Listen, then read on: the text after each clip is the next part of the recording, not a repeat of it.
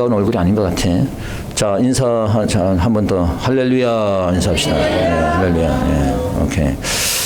자, 저와 저의 아내가 되는 사모는 성격이 달라서 그런지 습관도 좀 다른 부분들이 있습니다.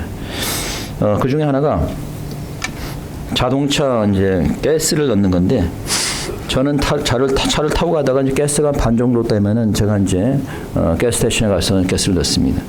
근데 저 아내는, 저 사모는 가스가 거의 바닥이 날 때쯤 돼야지 이제 주유소들을 가스를 넣는 거예요. 그러니까 저는 이제 그렇게 불안한데 전혀 불안하지가 않은 모양이에요. 그 자동차가 헐떡거릴 때가 돼서야 이제 가스를 넣습니다. 예. 그 나중에 안 됐다 싶어갖고 제가 내가 그냥 우리 사모차 몰고 가서 가스 넣어주고 그렇게 하기도 했는데, 아무튼 성격이 상당히 느긋하고 태평스럽다라는 생각이 들었습니다. 그런데 여러분, 사실상 가스가 완전히 떨어질 때까지 차를 타고 다니는 것이 차에 좋지 않다고 하더라고. 예, 알고 있어요? 차에 이렇게 무리가 간대, 그게. 그래서 여러분들이 차를 타보셔서 아시지만은 가스가 거의 떨어질 때가 되면 차가 힘이 없어요. 그리고 이제 주유소에서 가스를 가득 채우잖아요. 그럼 차가 훨씬 잘 나가는 걸 여러분 느낍니다. 사람도 마찬가지예요. 몸에 수분이 다 빠지고 나가면 힘이 없습니다. 결국에는 탈수로 인해서 기절을 하거나 죽기도 합니다. 그래서 사람이나 짐승이나 목이 마를 때 물을 찾게 되는 겁니다. 자, 우리 믿는 사람들은 누구를 찾아야 될까요? 네, 하나님을 찾아야 되는 줄 믿으시기 바랍니다. 목이 마른 심령은 사슴이 물을 찾기에 갈급한 같이 하나님을 찾기에 갈급한 겁니다.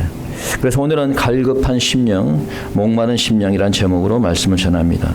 자, 이 시편은 누가 지었는지 정확히 알 수는 없지만은 우리가 알 수 있는 것은 지금 이 자가 굉장히 고난 가운데, 상심한 가운데 있다는 것을 알 수가 있어요. 자, 그의 심적 상태가 어떻습니까? 첫째는 보니까 심적 상태가 아주 낙심과 불안입니다. 낙심과 불안이에요. 5절에 보니까 이렇게 얘기하고 있습니다. 읽어봅시다. 5절 시작. 다 같이. 내 영혼아, 내가 어찌하여 낭망하며 어찌하여 내 속에서 불안하여 하는고. 너는 하나님을 바라라. 그 얼굴에 도우심을 인하여 내가 오히려 찬송하리로다. 어찌 낭망하고 어찌 불안하여 하느냐. 11절에서도 마찬가지. 어찌하여 낭망하며 어찌하여 내 속에서 불안해 하는고. 여러분, 우리가 살다 보면은 낭망이 되고 실망이 되는 경우가 생길 수가 있는 거죠. 사업이 잘 안 되면은 좀 실망스럽기도 하고, 자녀들이 속을 썩이면은 낙심이 되기도 하고요. 또는 나라로 인해서 또 낙심이 될 때가 있죠. 지금이 그렇지 않습니까? 부정부패와 타락과 거짓과 선동이 가득한 이 나라들을 보면은 한국은 더 심하고, 아예 그냥 낙심이 돼서 그냥 포기하고 싶은 생각이 들 때가 있습니다. 또 신앙생활을 하다가도 마찬가지예요. 또 다른 사람과의 관계로 인해서 또 이렇게 상심이 되기도 하는 겁니다. 자, 그러면 시편 기자가 왜 낙심이 되고 불안하고 있을까? 첫째 보니까 원수들의 비방과 조롱으로 인해서 낙심한다. 자, 10절입니다. 읽어봅시다. 10절. 자, 같이 큰 소리로 시작. 내 뼈를 찌르는 칼같이 내 대적이 나를 비방하여 늘 말하기를 내 하나님이 어디 있느냐 하도다. 자, 사람들이 종일 하는 말이 내 하나님이 어디 있느냐. 3절 하면 혹시 3절도 마찬가지 이렇게 되어 있습니다. 시작. 사람들이 종일 나더러 하는 말이 내 하나님이 어디 있느냐 하니 내 눈물이 주야로 내 음식이 되었도다. 사람들이 비방을 하는 거지. 내가 지금 고통당하고 있는데 너 하나님은 어디 있느냐라고 지금 빈정대는 겁니다. 내가 지금 어려운 상황 가운데 있는데 너의 하나님은 왜 가만히 있느냐라고 지금 이렇게 비방하는 거예요. 그래서 눈물이 주야로 음식이 되었다. 이 말은 그냥 밥 대신 눈물을 먹었다. 그 정도로 고통스럽다는 걸 얘기하는 거죠. 최근에 여러분 알다시피 이란에서 폭동이 일어나면서 그동안 40년 이상 독재를 해왔던 이 호메니 정권의 잔인함이 드러나고 있습니다. 정부에 대해서 반대 시위를 하면 가두고 죽이는 겁니다. 그 정부에 반대하는 것은, 너희들이 정부에 반대하는 것은 알라 신에 반대하는 것이다. 그래서 극형에 처한다고 합니다. 최근에 이란에서 탈출해서 이제 미국에 살고 있는 이란인이 얼마 전에, 며칠 전에 유엔에서 간증을 했는데, 그 미국에서 공부했다는 이유로 간첩 혐의를 씌워가지고 고문을 했다는 거예요. 엄청나게 고문을 당했다 그래요. 근데 자기는 그냥 고문을 당했는데 자기 주위에 감옥에 있는 사람들 보니까 죽어나가는 사람들이 수도 없이 많았다는 거예요. 얼마나 사람들이 고통을 받았는지 알 수 있고 얼마나 그 사람들이 낙심한 가운데 살았는지를 우리가 알 수가 있어요. 자, 그럼 왜 하나님께서 이런 고통 가운데 있는 이런 상황 속에서 하나님은 침묵하고 계실까라고 생각할지 모르겠어요. 근데 시편 기자도 이로 인해서 낙심하고 있는 겁니다. 자, 9절 봅니다. 읽어봅시다. 9절 다 같이. 자, 9절 시작. 9절입니다. 9절. 9절 시작. 내 반석이신 하나님께 말하기를 어찌하여 나를 잊으셨나이까? 내가 어찌하여 원수의 앞지로 하나요 슬프게 다니나이까 하리로다. 어찌하여 나를 잊으셨나이까? 어찌하여 원수의 압제 가운데 나를 이 슬픔에 내버려 두었느냐라고 하는 거예요. 왜 하나님께서 이런 고통 가운데 내버려 두셔서 원수들의 비방거리가 되게 하셨느냐라고 하는 겁니다. 자, 하나님께서는 과연 모른 척 하시는 걸까요? 아니면 모르시는 겁니까? 하나님께서 주무시는 계시는 거예요? 자, 여러분, 하나님은 주무시는 것도 아니고 하나님께서는 모르시는 것도 아닙니다. 다 알고 계세요. 때가 되면은 하나님께서 공의를 행하시고 심판을 행하는 줄 믿으시기 바랍니다. 시편 기자가 두 번째 낭망하는 것은 주의를 지키지 못하고 하나님의 집에 거하지 못하기 때문에. 자, 4절 다시 돌아갑니다. 4절입니다. 예. 시작. 내가 전에 성의를 지키는 무리와 동행하여 기쁨과 찬송의 소리를 바라며 저희를 하나님의 집으로 인도하였더니 이제 이 일을 기억하고 내 마음이 상하는도다. 자, 자신이 예전에 성인을 지키는 주의를 지켰던 그 이절을 생각하면서 마음이 상했다는 거예요. 그 전에 하나님의 집에서 하나님을 예배하고 기쁨의 찬송을 드렸던 그 일을 생각하니 마음이 상했다는 거예요. 왜 상하는 거예요? 더 이상 이제 성의를 지키지 못하고 더 이상 하나님의 집에 가지 못하고 예배를 드리지 못하니까. 여러분들이 기독교 정신으로 세워진 이 미국 땅에 사는 것을 복으로 생각하시기 바랍니다. 미국에 사니까 우리가 마음대로 예배를 드릴 수 있는 거예요. 미국에 사니까 우리가 공공장소에서 기도를 할 수 있는 겁니다. 미국에 사니까 나가서 전도도 할 수 있는 거예요. 여러분, 사회주의 국가나 이슬람 국가에 가보세요. 그렇게 예배를 드릴 수가 있는지. 지금도 중국 공산당이 있어가지고 중국과 같은 나라에서는 자유롭게 예배 드리지 못합니다. 다 지하에서, 제대로 된 신자들은 다 지하에서 예배를 드립니다. 북한은 말할 것도 없고. 근데 이제는 유럽도 예전 같지가 않습니다. 영국에서 보니까 얼마 전에 도로에서 기도했다고 경찰이 잡아가는 그런 일이 있었어요. 왜 이렇게 되었어요? 기독교가 쇠퇴하니까. 교인들이 그냥 믿음이 없이 그냥 대충 교회를 왔다 갔다 하다 보니 기도도 안 하고 교회가 그러다 보니 이제 교인들이 더 이상 교회도 나오지도 않고 한 명, 두 명씩 나오지 않다 보니까 교회가 빈자리가 많아지게 되고 그러다 보니까 교회가 문을 닫게 되고 그리고 그 교회는 술집으로 변하고 그리고 그 기독교의 빈자리를 이슬람이 차지하게 된 거예요. 여러분 가보세요. 지금 프랑스도 그렇고 지금 영국도 그렇고 유럽이 무슬림으로 그냥 가득합니다. 오히려 중동 국가는 지금 예수 그리스도를 영접하고 지금 크리스천리티가 지금 올라오는 상황인데 지금 유럽은 오히려 중동 국가처럼 돼가고 있어요. 그러나 그래도 아직 우리 미국은 하나님의 말씀의 토대에 세워진 나라라서 그런지 모르지만 아직도 기독교 정신이 살아있어요. 우리가 지금까지 이렇게 성전에 나와서 예배를 드리는 것에 여러분 감사하시기 바랍니다. 감사하세요? 네. 마지막 때 여러분 적 그리스도가 나타나면은 예배를 피하게 되는 일이 일어나게 될 것이에요. 두 번째 시편 기자의 마음의 상태는 갈급함입니다. 갈급하다는 건 영어로 보니까 thirsty, 목이 마르다는 거예요. 여러분 사람들이 목이 마르면 어떻게 해요? 뭘 찾아요? 물을 찾게 되는 거죠. 물을 찾아 마시지 못하면 죽는 거예요. 자, 시편 기자는 왜 갈급함을 느낄까? 자, 1절 2절 읽어보면 다시 한번 시작. 하나님이여 사슴이 시냇물을 찾기에 갈급한 같이 내 영혼이 주를 찾기에 갈급하니이다. 2절 내 영혼이 하나님 성전하시는 하나님을 갈망하나니 내가 어느 때에 나아가서 하나님 앞에 배울고. 자, 사슴이 시냇물을 찾기에 갈급하듯이 자신의 영혼이 주님을 하나님을 찾기에 갈급하다는 거예요. 자, 이 말은 내가 영적으로 굉장히 메말랐다는 것이. 여러분 우리가 왜 영적으로 메마르게 될까요? 자, 우리가 영적으로 메마르게 되는 건 두 가지 이유입니다. 첫째는 우리가 죄에 빠져서 세상 속에서 거하게 될 때 메말라지는 거예요. 너무 세상의 일로 분주하다 보니까 세상 속에 빠지게 되어서 갈급한 상태가 되는 거예요. 또는 세상적인 죄로 인해서 주님을 멀리하게 될 경우에 우리가 갈급함을 느끼게 되는 겁니다. 그래서 믿는 자라면 주님을 만나지 못하면 답답함을 느끼고 영적인 갈급함을 느끼게 되는 겁니다. 두 번째, 우리가 고통 가운데 있을 때 갈급함을 느끼는 거예요. 여러분이 어려움과 고난 속에 있을 때 여러분들은 주님과 멀어지게 됨을 느끼게 됩니다. 왜냐? 그 어려움과 고난이 나의 삶을 지배해버리기 때문이에요. 말씀을 들어야 되는데 고난으로 인해서 그러지 못하는 거예요. 기도해야 되는 것을 아는데 고난과 고통이 나로 기도하지 못하게 만들어버리는 거예요. 마음은 원이로 돼 육신이 약해서 주님을 만나지 못하고 결국 영적으로 갈급해지는 거예요. 자, 이와 같이 고난으로 낭망이 되고 갈급할 때 우리는 어떻게 될 것이냐?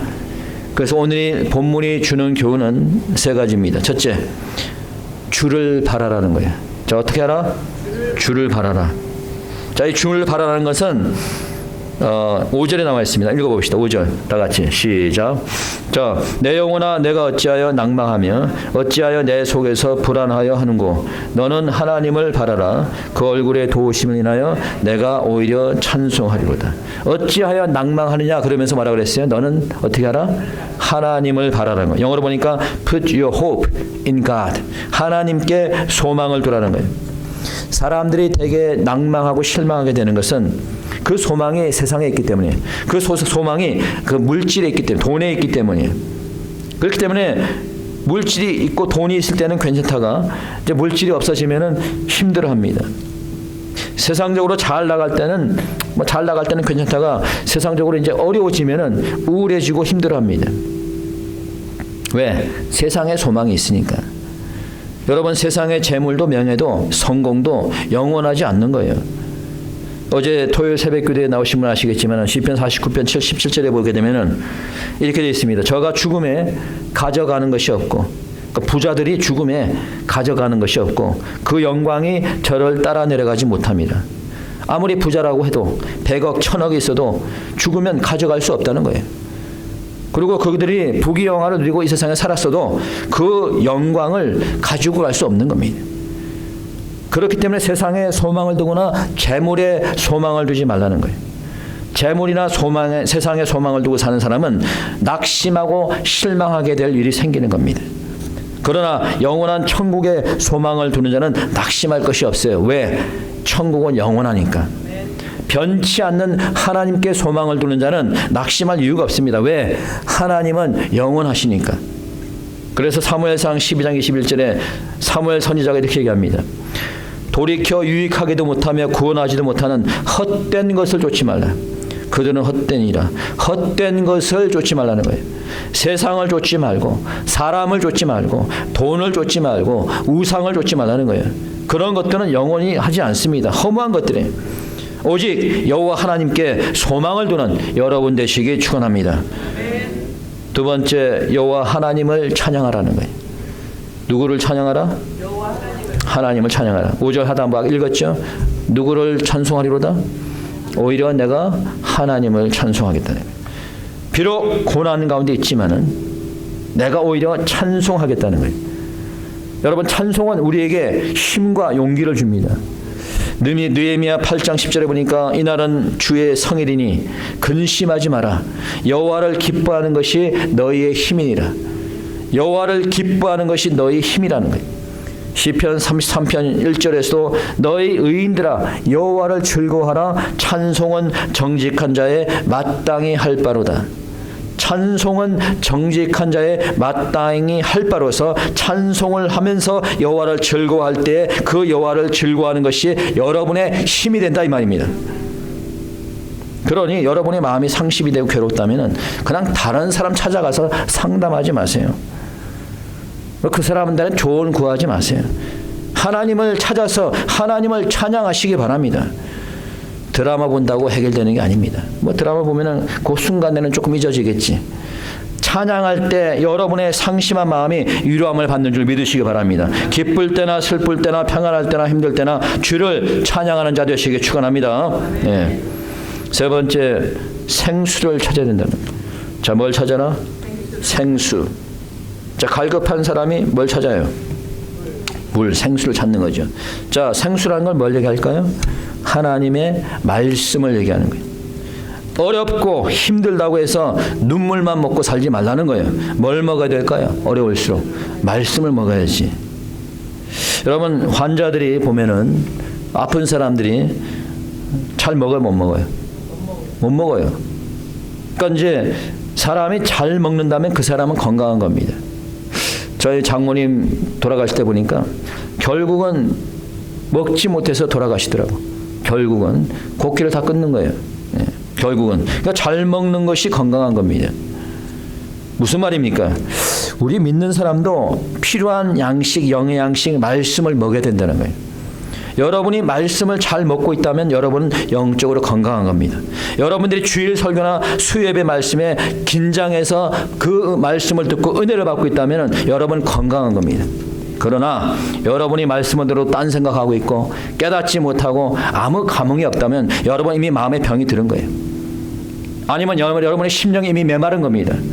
성령이 받지 못한 거예요. 우리의 삶이 어렵고 힘들수록 더욱더 말씀을 먹어야 되는 거예요. 고난 속에 있을수록 더욱더 교회에 나와서 말씀을 들어야 되는 겁니다. 코로나 시기에 같이 있었던 우리 성도님들 아시겠지만은 우리 교회인들은 코로나에 걸렸을 때 2주일만 빼놓고 늘 주일날 문을 열고 예배를 드렸습니다. 그렇죠? 우리 장로님, 집사님 기억하시죠? 네. 오히려 그 시기에는 우리가 더욱더 말씀을 사모하지 않았나 생각이 돼요. 왜? 영적으로 침체된 시기였기 때문에 그렇습니다. 여러분, 어려운 시대일수록 더욱더 교회에 나와서 말씀을 듣고 예배를 드려야 되는 거예요. 나의 삶이 힘들수록 교회에 나와서 하나님을 찾아야 되는 거예요. 상심하는 일이 있다면 교회에 나와서 더 간절한 마음으로 말씀을 들으시기 바랍니다. 고난과 어려움도 말씀 가운데 사라지는 줄 믿으시기 바랍니다. 두 번째, 생수는 성령을 말합니다. 따라서 생수를 찾아야 된다는 것은 성령을 받으라는 것을 얘기하는 거예요. 어려움에 처했을 때, 우리가 고난 가운데 있을 때 성령이 함께하기가 힘들어요, 사실은. 왜? 그 고난과 고통이 성령이 임재하지 못하도록 우리의 심령을 강팍하게 만들어버립니다. 그냥 가만히 내버려 두면 더 강팍해지는 거예요. 그럼 어떻게 해야 될까요? 어떻게 해야 될까? 기도를 해야 되는 거예요. 그래서 8절에 보니까 이렇게 되어 있습니다. 읽어봅시다. 8절. 자, 시작. 낮에는 여호와께서 그 인자함을 베푸시고 밤에는 그 찬송이 내게 있어 생명의 하나님께 기도하리로다. 생명의 하나님께 뭐한다? 기도하겠다는 거예요. 기도하겠다는 거예요. 생명의 하나님께 기도하겠다라고 결단하고 있어요. 물론 기도가 쉬운 일이 아니에요. 그럼에도 불구하고 기도해야 되는 겁니다. 기도하지 않고서는 성령이 임할 수가 없는 거예요. 아직도 여러분 중에는 성령이 임하지 못한 분들이 있는 것 같아. 기도하시기 바랍니다. 성령이 임해야지 성령의 거듭남이 임해서 여러분들이 구원의 확신을 갖고 살게 되는 거예요. 기도할 때 고난도 극복할 힘을 주시는 겁니다. 나라를 걱정하는 분들이 많아요. 미국에 대해서보다 요즘 한국에 대해서 걱정을 많이 하는데 저에게 물어보신 나라가 어떻게 될까요? 또 이란이 지금 저런 상황이니까 또 어떤 분은 물어봅니다. 이러다가 3차 대전이 일어나는 거 아닌가요? 물론 악한 자들은 3차 대전이 일어나길 바라겠지. 앞으로 한국이 어떻게 될지, 세상이 어떻게 될지 제가 어떻게 알겠습니까? 자, 그러나 분명한 것은 나라가 위기에 처했을 때 뭘 해야 되겠어요? 기도해야 되는 거예요. 주님께서 뭐라고 얘기합니까? 역대하 7장 14절에 보니까 내 이름으로 일컫는 내 백성이 그 악한 길에서 떠나 스스로 겸비하고 기도하여 내 얼굴을 구하면 내가 하늘에서 듣고 그 죄를 사하고 그 땅을 고칠지라. 우리가 회개하고 기도하고 하나님을 구하면 그 땅을 고친다는 거예요. 그 나라를 고친다는 거예요. 한국을 고치고 미국을 고치고 이 세상을 고친다는 겁니다. 문제는 우리가 기도하지 않는 것에 문제가 있어요.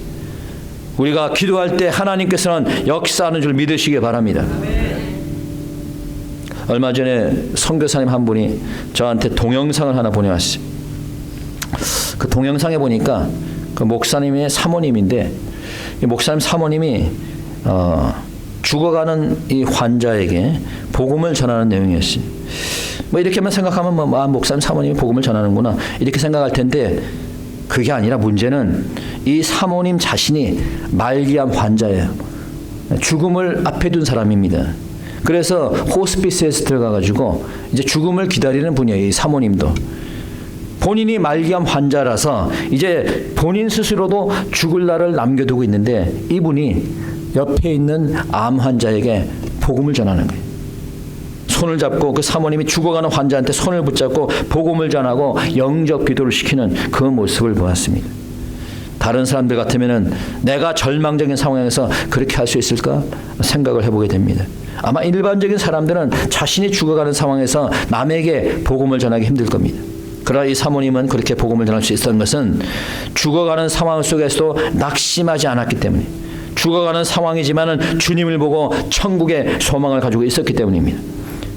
그가 그렇게 할 수 있었던 것은 그 안에 성령이 임재했기 때문입니다.